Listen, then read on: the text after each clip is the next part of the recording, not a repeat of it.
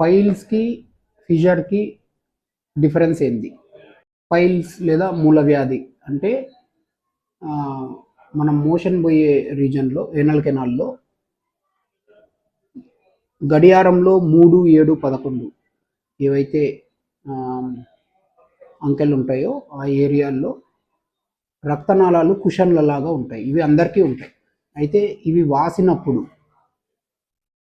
అవి లోపల నుంచే బ్లీడింగ్ అవ్వడము, కొంతమందికి బయటికి వచ్చాక బ్లీడింగ్ అవ్వడము, ఇలా వచ్చేదాన్ని పైల్స్ అంటాం లేదా మూలవ్యాధి. ఫిషర్ అంటే ఈ మోషన్ పోయే రీజన్లో మోషన్ గట్టిగా రావడం వల్ల, ప్రెషర్ ఎక్కువ పెట్టడం వల్ల, స్ట్రైనింగ్ ఎక్కువ ఉండడం వల్ల ఏదో ఒక రోజు ఫోర్స్ఫుల్గా మోషన్ వచ్చినప్పుడు ఆ రింగ్ అనేది ఎక్కడో ఒక చోట చీలిక వస్తుంది. ఈ చీలికనే ఫిషర్ అంటాం.